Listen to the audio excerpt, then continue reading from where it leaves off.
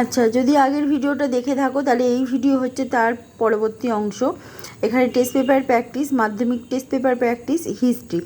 আসছি পরের কোশ্চেন, বিবৃতি। এখানে হচ্ছে হিন্দু প্যাট্রিয়ট পত্রিকাটি গুরুত্বপূর্ণ ছিল, সেখানে হবে সাঁওতাল বিদ্রোহ দমন এবং নীলকর সাহেবদের অত্যাচারের সমালোচনা করা হতো।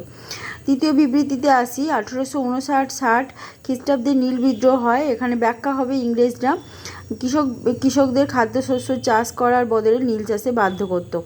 আচ্ছা, চতুর্থ বিবৃতিতে হবে মহাবিদ্রোহের সময় শিক্ষিত বাঙালি সমাজ নিজেদেরকে বিদ্রোহ থেকে দূরে রেখেছিল। ব্যাখ্যা হবে শ্রেণীগত স্বার্থের কারণে তারা ব্রিটিশদের সমর্থন করেছিল।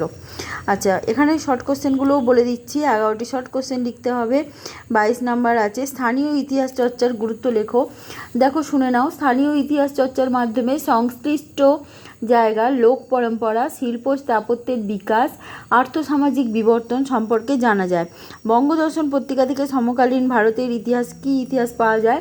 এর উত্তর হবে বন্দে মাতরম সঙ্গীতের কথা প্রকাশিত হয়। এতে সমকালীন ব্রিটিশ বিরোধী আন্দোলনের কথা, ইংরেজ সরকার জমিদারদের শোষণ, অত্যাচার এবং সামাজিক পরিস্থিতি ও মানুষের অবস্থার কথা জানা যায়। সতীদাহ প্রথা কীভাবে নিষিদ্ধ হয়? সতীদাহ প্রথা লর্ড বেন্টিকের সাহায্যে রাজা রামমোহন রায় এই পত্রিকা 17 নম্বর রেগুলেশন অ্যাক্টের মাধ্যমে নিষিদ্ধ করেন।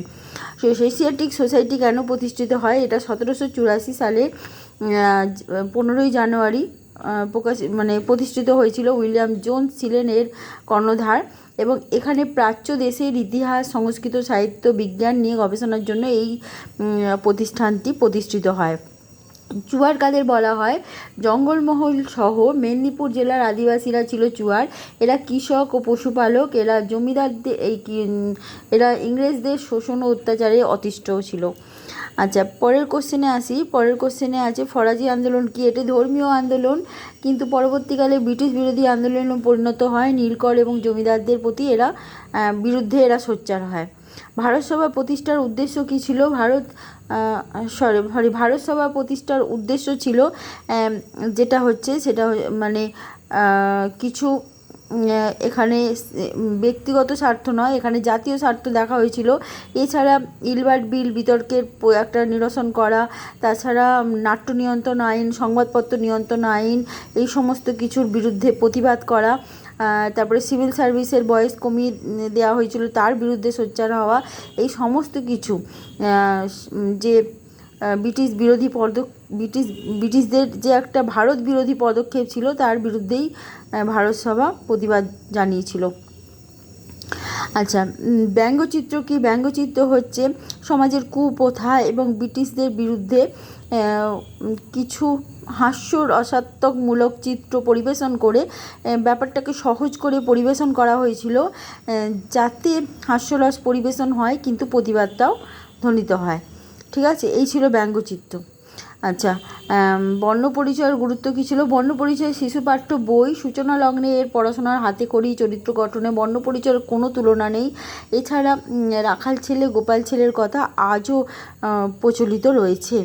আজও কিন্তু এটা আমরা জীবনের সঙ্গে গ্রহণ করেছি। আচ্ছা, এবার দেখো বিশ্বভারতী প্রতিষ্ঠার উদ্দেশ্য কী ছিল?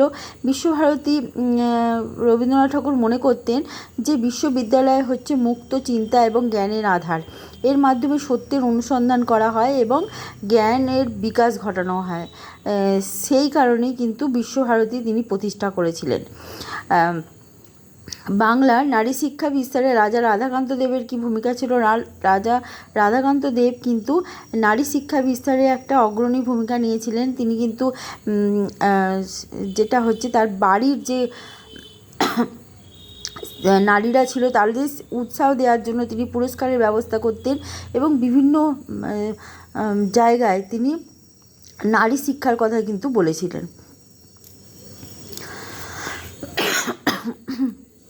আচ্ছা, ব্রাহ্ম সমাজের যে কোনো দুটি সমাজ সংস্করণ সংস্কারমূলক কাজের কথা বলা হয়, যেটা হচ্ছে বাল্যবিবাহ রোধ, বহুবিবাহ বন্ধ করা, পণ প্রথার বিরুদ্ধে, মদ্যপানের বিরুদ্ধে এবং যে সমস্ত সমাজের কুপ্রথা আছে সেই সমস্ত তার বিরুদ্ধে কিন্তু সোচ্চার হয়েছিল ব্রাহ্ম সমাজ।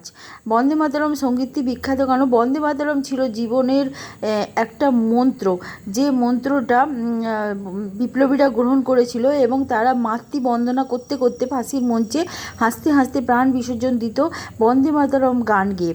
বন্দে মাতরম সঙ্গীতটি অত্যন্ত জনপ্রিয় ছিল বিপ্লবীদের কাছে। এটি ছিল একটা বন্দে মাতরম গান নয়, এটা ছিল তাদের আত্মার সঙ্গে সম্পর্কিত এবং তাদের ভারত বন্দনার মন্ত্র। গগনেন্দ্রনাথ ঠাকুর প্রসঙ্গত বলি, বন্দে মাতরম সঙ্গীতটি আনন্দমঠ উপন্যাসে প্রকাশিত হয়েছিল। গগনেন্দ্রনাথ ঠাকুর বিখ্যাত কেন? তিনি ব্যঙ্গচিত্র শিল্পী ছিলেন। তিনি সমাজের কুপ্রথাগুলো নিয়ে যেমন ব্যঙ্গ করেছেন, যেমন খল ব্রাহ্মণ, এই সমস্ত কিছু। তাছাড়া তিনি ব্রিটিশদের অনুরাগীদের নিয়েও কিন্তু ব্যঙ্গ করেছেন। আচ্ছা, এটা রবীন্দ্রনাথ ঠাকুরের শিক্ষা ভাবনা কী ছিল? রবীন্দ্রনাথ ঠাকুর যেটা উন্মুক্ত প্রকৃতির অঙ্গনে শিক্ষার ব্যাপারে খুবই উৎসাহী ছিলেন এবং তিনি যেটা হচ্ছে মুখস্থ বিদ্যা, ঔপনিবেশিক শিক্ষার বিরুদ্ধে ছিলেন। তিনি পুঁথিগত শিক্ষা, মুখস্থ বিদ্যা এই সমস্ত কিছু পছন্দ করতেন না। তিনি চাইতেন যে যেটা আত্মার বিকাশ, মানে যেটা জীবনের সঙ্গে সম্পৃক্ত হতে পারে, জীবনের সমন্বয় সাধন হতে পারে এবং সামাজিক, রাজনৈতিক, ব্যক্তিগত সব কিছু নিয়ে একটা সমন্বয় সাধন হবে, এমন শিক্ষাই তিনি চেয়েছিলেন, যাতে উন্নীত হতে পারে, ব্যক্তিগত চারিত্রিক বৈশিষ্ট্য আরও বেশি উন্নত হতে পারে, এমন শিক্ষা ভাবনাই কিন্তু তিনি রাখতেন, এমনই শিক্ষা ভাবনা তার ছিল। শ্রীনিকেতন কী উদ্দেশ্যে প্রতিষ্ঠিত হয়েছিল? শ্রীনিকেতন একটা কলা ভবন এবং সেখানে এটা দুটি ক্যাম্পাস ছিল, একটা শান্তিনিকেতন, একটি শ্রীনিকেতন, বিশ্বভারতীর দুটি ক্যাম্পাস। এখানে একটি কলা ভবন, এখানে বিভিন্ন কলা বিভাগে শিক্ষা দেওয়া হতো। এখানে রবীন্দ্রপুত্র রথীন্দ্রনাথ ছিলেন এখানকার আচার্য।